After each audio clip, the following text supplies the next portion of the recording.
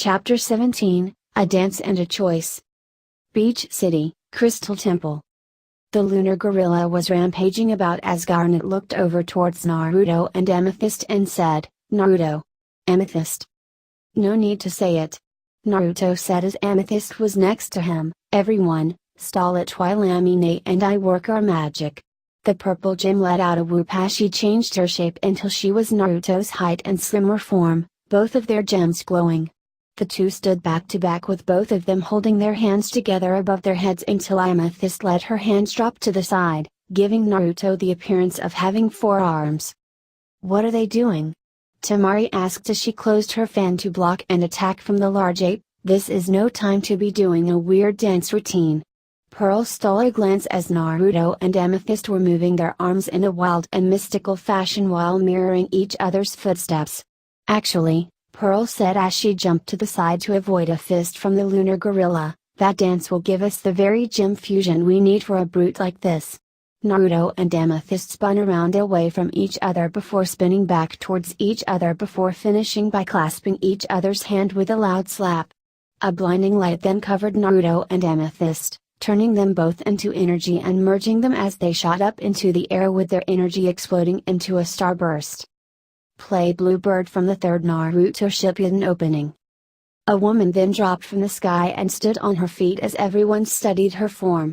This new woman was actually slightly taller than Pearl, had 4 arms, dark azure colored skin, and her hair was a navy blue color in a high ponytail with 6 wide streaks starting from her scalp.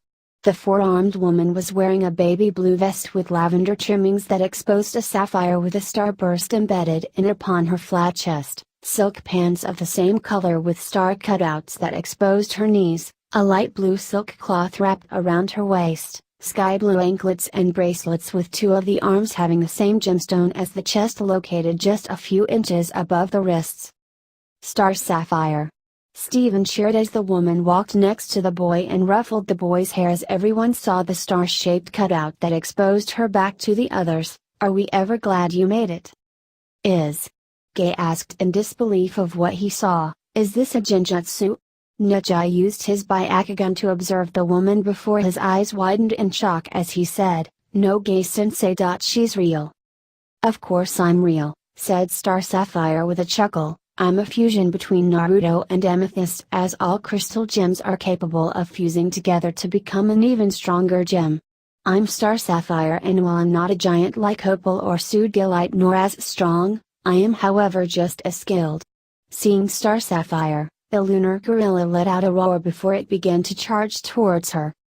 "Showtime," said the 4-armed gem. She began to jump lightly around on her bare feet before jumping over the lunar gorilla before gaining some distance with a few backflips. She then started to dance around the large ape as she avoided its attacks before giving it a powerful stamp on its back before going back to her dancing. "Why is she dancing around like that?" Tin asked as she watched Star Sapphire dancing around the lunar gorilla while still landing a few blows to the beast. "She only hit it a few times." "That because it's her style," Pearl answered as she watched the 4-armed gem twisting around the ape before using her momentum to toss it. "She may not be as strong as other gem fusions, but her speed and agility are unmatched. Star also uses the momentum of her movements to give her an advantage with larger opponents. Her swords are also quite dangerous too as they match her unpredictability." As if on cue, Star Sapphire summoned Naruto's clawed gauntlets before summoning Amethyst's whip until the weapons soon transformed into 2 swords with navy blue blades with starburst-shaped cross guards. Tin noticed the rings at the bottom of the hilts next to the gemstone pommels, and before she could ask, Star Sapphire jumped into the air to avoid an attack from the lunar gorilla. The weapon specialist then saw the blades of the 2 swords break apart to reveal chains connecting them together as the 4-armed gem then connected both swords to the anklets before going into a wild series of twists using her upper back and shoulders to allow her to perform such twists. "Such speed," Lee said as he was breathing heavily after opening the gates with Gay breathing just as hard. "I don't think even I could keep up without opening any of the 8 gates." The 2 Taijutsu experts were surprised at how fast Star Sapphire was and how easy it looked to her. "That's just it," said Garnet as Star Sapphire was now spinning around on her hands with the blades slashing as the lunar gorilla. Star Sapphire's speed and speed alone, as her battle style is a combination of a Brazilian martial art called capoeira and the flashy movement of a luchador, a masked wrestler. Even I have had a little bit of difficulty keeping up with her. Star Sapphire then disconnected the swords from her anklets before jumping onto her feet with the swords in two of her hands. "Time to finish this," said the four-armed gem as she began to spin until both her and the lunar gorilla in a large tornado, gem style, swan blades. Neji used his Byakugan to look inside the tornado and saw the large ape getting slashed multiple times in such a blinding speed while Star Sapphire was still spinning around like a top.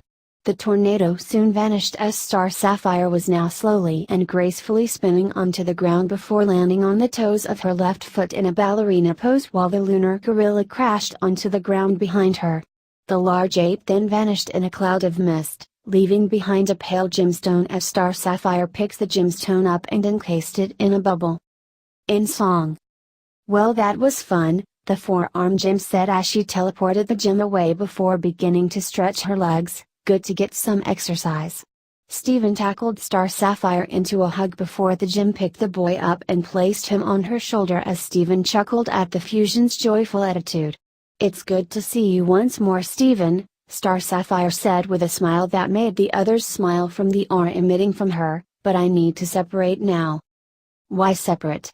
Tin asked as she watched the four-armed gem's chain swords vanish. "We could use another sparring round since we could be having trouble with that Bloodstone character in the future."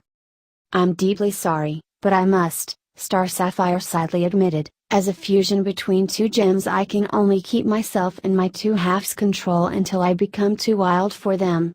Sadly there is such a thing as too much fun, but it was definitely nice to meet friends of one of my halves."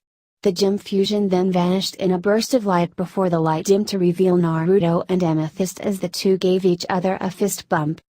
"Now that that's out of the way," Naruto said as he looked at the others, "shall we continue that spar?" "That won't be necessary," said Gai as he was still amazed at just how strong a crystal gem can be. "I suppose you and your friends could give us a tour of Beach City as we are still on a mission." Naruto smirked as he and the others exited the temple to give the shinobi a tour. Unknown Cave. Inside of a dark cave hidden within the elemental countries, 7 holographic shadows were seen standing on the fingers of a mnemonic-looking statue along with 2 other shadowed figures. All but one of the statue's fingers had a glowing green orb with a specific kanji, with each one different than the other. "Are all members of the Akatsuki present?" asked a shadow with violet eyes that had ripple-like lines in the irises before receiving a nod from the other shadow. "Then let us begin this meeting with our observations." The Akabe Jinchuriki had decided to take a small vacation outside of the elemental countries, said a holographic shadow that was hunched over. Deodara was about to intercept him and his Konoha escort, but I talked him out of it, as what better way to ambush the target is right at the moment when he returns from his vacation. Another holographic shadow looked at the hunched over holographic shadow and said, "But this is the Akabe Jinchuriki we're talking about, Sazari," and after what Zetsu had told us, he would still be expecting an attack thanks to Orochimaru's influence over the Yondaime Kazekage and Tsunagakure. No matter," said the purple-eyed shadow, "you both are still responsible for the capture and sealing of the Akabe, Sazari, and Deodara. Next on the agenda, it has come to my attention that there is a possibility of a new threat and it may concern you, Dadachi." "What do you mean?" a holographic shadow with Sharingan eyes asked the purple-eyed shadow. "While I have practiced caution with whom Kisame and I meet, but I must ask as to why I, myself, would be affected by this new threat?"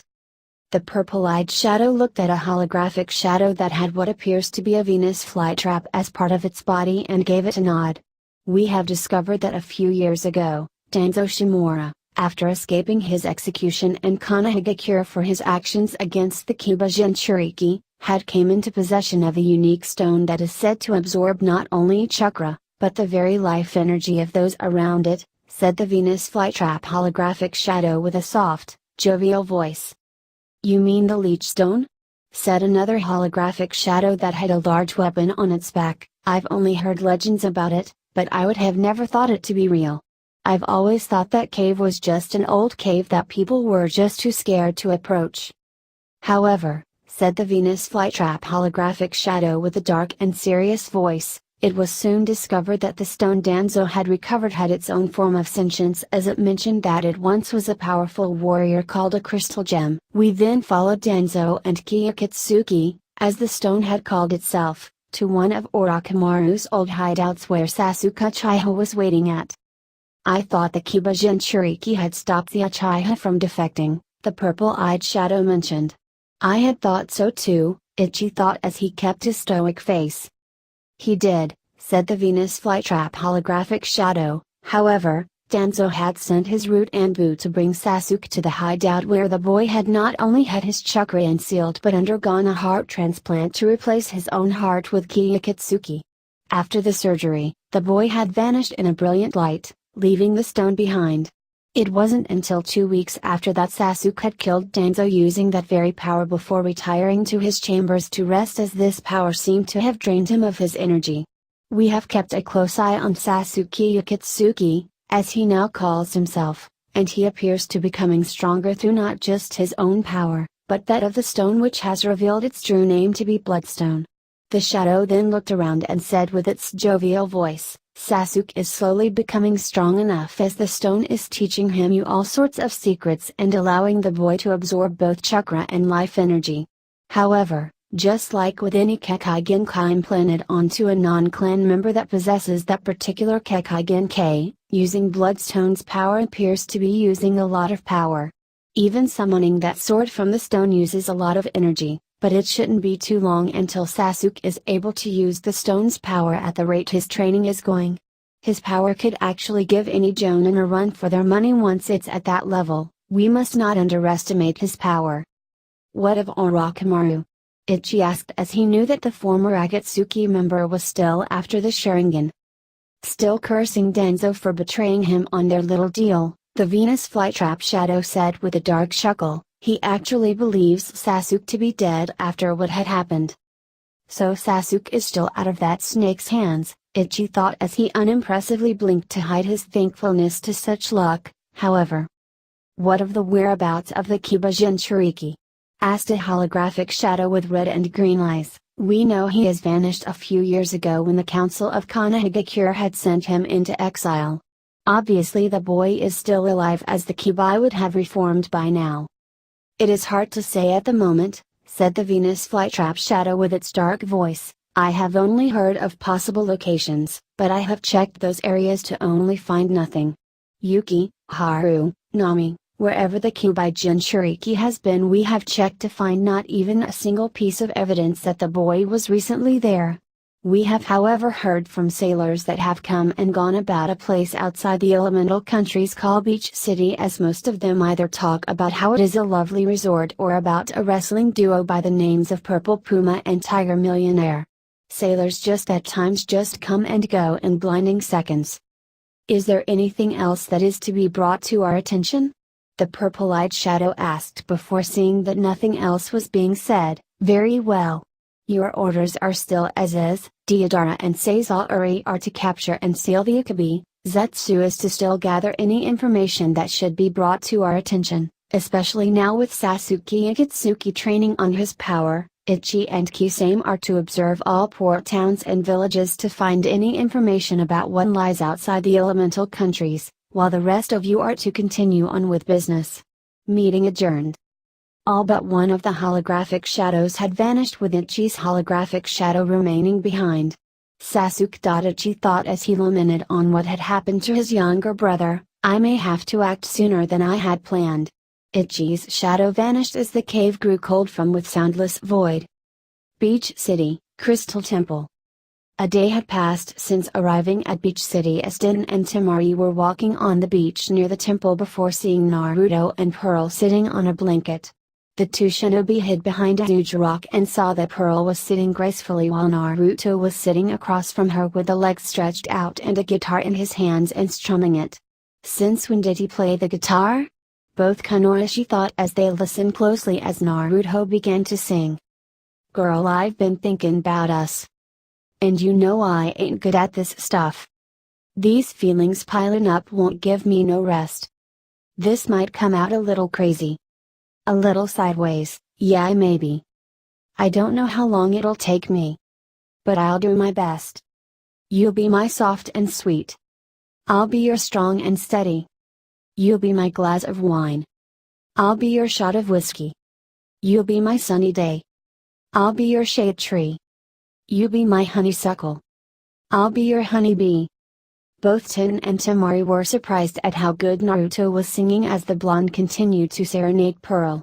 The Kunoichi had to admit that Naruto's smooth voice sent slight chills down their spines. Pearl is quite lucky with her find, Temari thought as she saw Tin hanging her head in self-disappointment. I wonder how many girls would fall for that spell of his. Yeah, that came out a little country. But every word was on the money.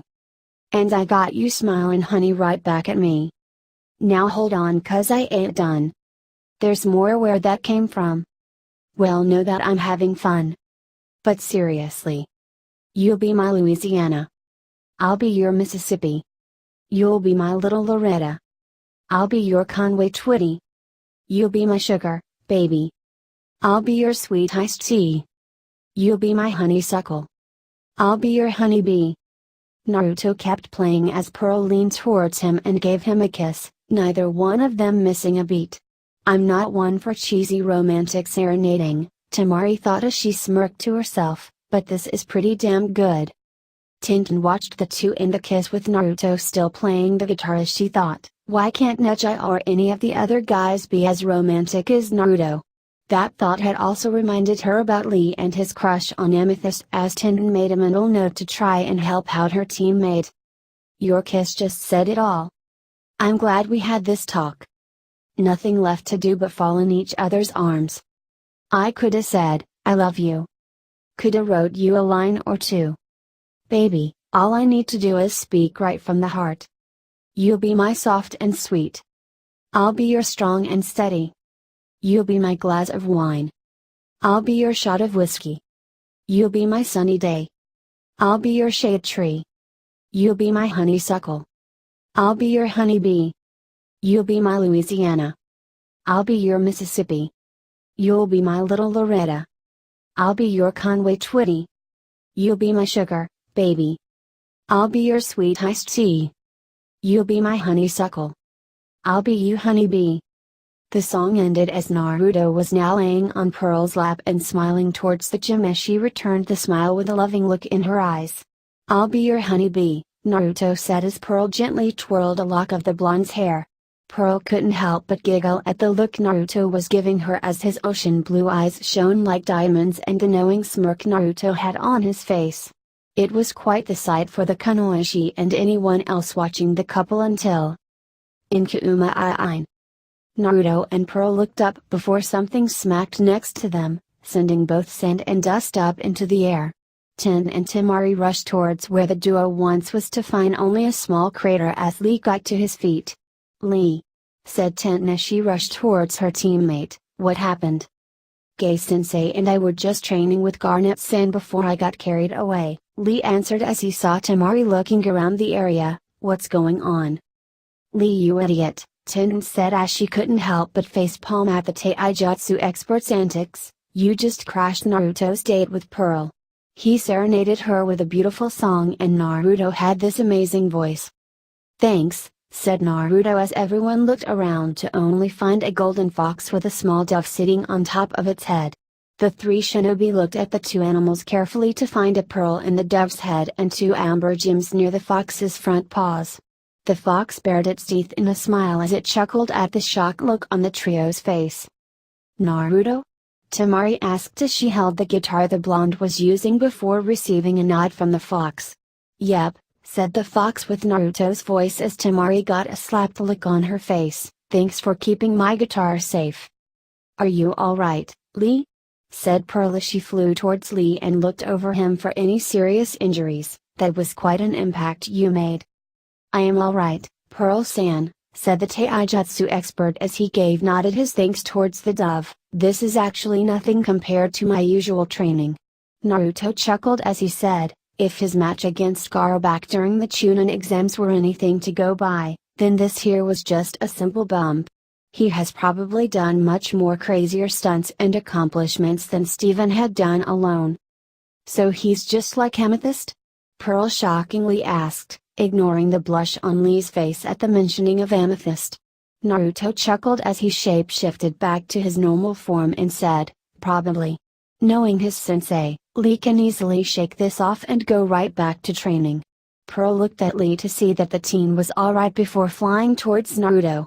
Let's just get back to our date, Pearl said as she nestled in Naruto's hair as said blonde got his guitar back from Temari. Say Naruto-san, Lee asked as he caught Naruto's attention, after the Kazekage is finished with his vacation, why not come back to Konohagakure? We could use your help with Bloodstone. Naruto froze as the idea entered his mind abruptly in such a long time. I don't know, Naruto said with uncertainty in his voice, I'll get back to that. The shinobi watched as Naruto walked down the beach with guitar in hand while Pearl shape-shifted back to her normal form and walked with Naruto. Lee, Tenen said in disappointment, you just had to ask him about returning to Konoha while obviously this place had treated him better. Now his dad will be ruined. Is everything alright? Asked Gai as he and Garnet appeared next to the group before seeing Naruto and Pearl walking away. Temari looked at the Taijutsu specialist and said, your student just crashed a simple date before asking Naruto about returning to Konoha so he could help you with Bloodstone and that rogue Uchiha. Gai hummed as it appears that Bloodstone will become a bit of a problem after reading what kind of power that the Anbu had witnessed. What wasn't revealed to the public aside from the shinobi populace was that Sasuke was in possession of Bloodstone's power and no one knew just how powerful the now former Uchiha was as the Anbu had died during his escape. From his spars with the crystal gems, Gai could easily tell that this was the kind of power Sasuke was now in the possession of. I know that Naruto now possesses power similar to Sasuke's, Gai thought as he watched the blonde's retreating form. But it appears that this power is natural for Naruto while the Anbu was able to get away before he died. Gai performed a summoning jutsu as a turtle with a green shell with Konoha's symbol upon the back of its shell. Yo, what's up? The turtle asked as it gave a small salute to its summoner, need a mail run? With Naruto and Pearl, it was dead quiet between the two during their walk after Lee had asked Naruto about returning to Konoha. Naruto, Pearl asked with concern on her face, Naruto, are you alright? The blonde suddenly stopped and let go of Pearl's hand before running it through his hair. Naruto began as he then stared out towards the ocean, I honestly don't know him. It's just with Bloodstone out there, taking lives and running amok I have to stop him. But do I have to go back to Konoha? Go back to that life? You don't have to go back to Konoha, Naruto. Pearl said as she placed a hand on her boyfriend's shoulder, we could try and confront Bloodstone without having to go back there. How? Naruto asked before he received silence, if I stay here, people will die and even though Konoha was never my home, there are still a few people there that are precious to me and I couldn't stand losing them. And even if Bloodstone somehow finds me here, what about the people of Beach City? They would end up in the crossfires of the ensuing battle that would be unannounced. Seeing the setting sun, Naruto then added, and then there's the Akatsuki. If they're after Kurama, then they're after me and Beach City wouldn't even be able to be ready for them. I've faced only 2 of their members and they would be unstoppable as the only ones who could defend this place from them would be us and that's not even counting Steven. You. Pearl said with a saddened voice, you want to go back. Don't you? It's not that I want to go, Naruto admitted with a sigh, I want to stay here, in Beach City with Mom, Atuto, Connie-chan, Amine. The blonde then wrapped Pearl in a hug as he then said, I'm happy here as I have people who hang out with me because I am me and not because of having Kurama sealed inside of me or even being son of the Yondaime Hokage. Back in Konoha, people have used to treat me like I was the plague with selling spoiled produces and overcharging for said produces, kick me out, or even just beat me and if I go back there now that they know I'm the Yondaime's son, they'll probably give me the same treatment as they would Sasuke. I don't want that. Pearl sadly patted Naruto's back as even though she wants Naruto to stay here where he is loved, she knew she really couldn't say it as both Bloodstone and the Akatsuki were serious threats. And knowing Naruto's luck, Pearl honestly thought as the hug ended with the duo looking at the melancholic sunset, it wouldn't be too long until they find him here and threaten everyone's lives. Pearl then wrapped her fingers around Naruto's as she then thought, even though I think you should stay here, I will support whatever decision you make. Well, that's the ending of that chapter. I do hope you enjoy this video. If you like to see more, remember to hit that like button, subscribe to this channel and leave a comment down below. Until next time.